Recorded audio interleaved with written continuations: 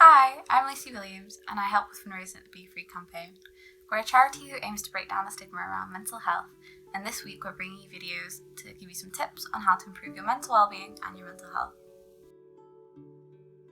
Today I'm going to be talking about your physical health and the effects it can have on your mental well-being and why it's so important to take care of it. So in Shan's video on Monday, he mentions a little bit about how exercise can improve your mental well-being.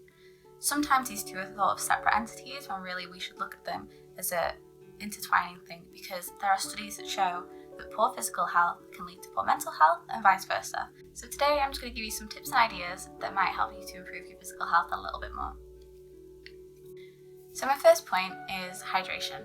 This may not be as obvious to some people. Obviously hydration is important in daily life, but what does it have to do with improving your mental well-being? So as some people may know, the brain is 75% water. This means that staying hydrated is really important for the brain to function properly, and what some people actually believe is that when your mood drops due to dehydration, that's actually a warning sign that you need to rehydrate. So keeping those water levels up is really, really important. If, like me, staying hydrated is something that kind of gets forgotten about a little bit, there's a couple of things that you can do to remind yourself and that might help you just up your water intake a little bit. First thing is trying to drink at least 1 glass of water with every meal. Now, eating is something that most people don't forget about. You generally are having 3 meals a day, so that's a really good time to think, right, I'm eating my food now, I also need to be drinking a glass of water. That should hopefully remember you to at least be drinking 3 more glasses a day than you might normally. The second tip I've got for you is water bottles. Since being home and during lockdown, I found this is a really good way for me to remember to drink more, because if I'm drinking a water bottle, that's generally more water than 1 glass of water is. And once I've finished that bottle, for some reason it just reminds me better to go and refill it and drink more water than it would if I just had a glass. So water bottles can be really good for that. The other thing is you can get the bottles that have like times of the day on, but where you should be drinking up to, say, from like 12 to 1 p.m, or some of them even say, you know, you've drunk, you're halfway through and it reminds you when to refill the bottle. So they can be a really good way to just get you to be drinking a little bit more. Okay, so my third tip is something that's a little bit different, and that is fruit and vegetables can be a really good way just to up your intake of water a little bit more. So it's less obvious than drinking a glass of water, and this is quite good for if you find drinking litre after litre is not very easily attainable. So things like watermelon, pineapple, cucumber and strawberries have a really high water intake, so taking in fruits and vegetables like that could be just a little bit easier than drinking loads of water. So that's my last tip. So the next thing I'm going to be talking about is exercise. Exercise is known to have a really positive impact on your mental well-being, and this is because when you exercise, you're producing a lot more endorphins and serotonin, which are the feel-good hormones that are really going to boost your mood. So there's lots of ways that you can get active. Even right now, when the gyms and the pools and big park spaces are closed, there's still so much that you can do.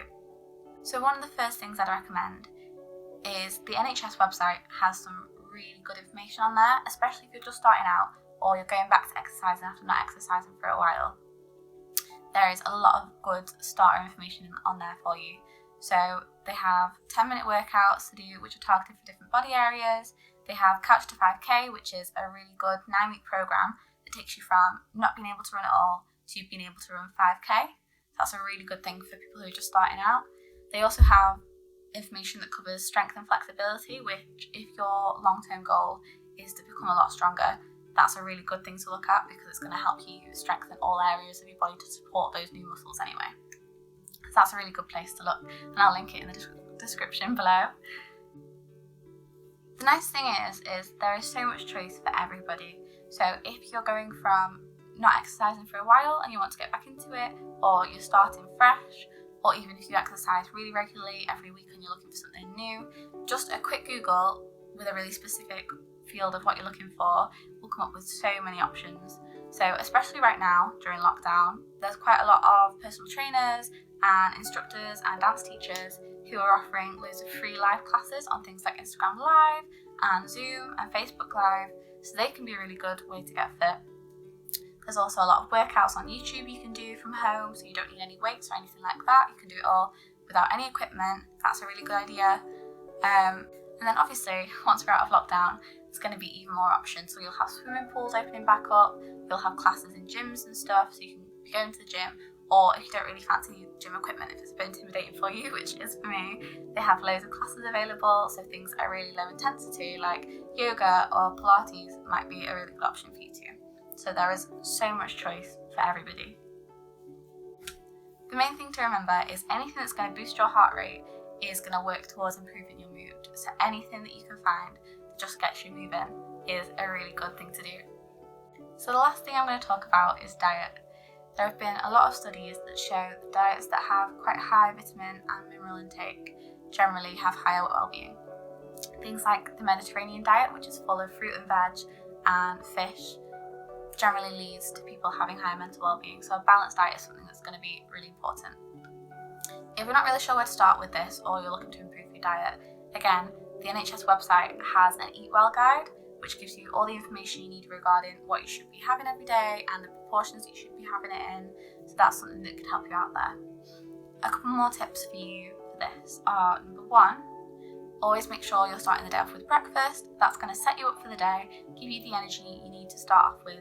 It's really, really important. And linking back to before, you can start your day off with your breakfast and a glass of water, and you really start your day off well. The next tip is that if you find yourself hungry really frequently throughout the day, even with having 3 large meals, something that might be a good idea is to change it from having 3 large meals to smaller portions but more regularly throughout the day. That kind of spaces it out so you're eating more frequently but you're not consuming more calories. So that's a good thing to think about. So that's all the advice I've got for you today. Hopefully there's some tips and ideas you can take away and apply to your own life, and hopefully start seeing some improvement really soon. I'll link all of the websites that I've got my information from below, so if you need a bit more detail you can go ahead and look at those yourself. If you like the video, please share it with your friends and family. Maybe some of them will find it beneficial too. If you have been struggling for a while and you've tried changing some things and you've not seen much improvement, or you need more help with changing things, go ahead and check out our website, which I'll link below as well, and we have some links there to direct you to the people that can get you a bit more help. That's everything for today. Stay safe and thank you for watching.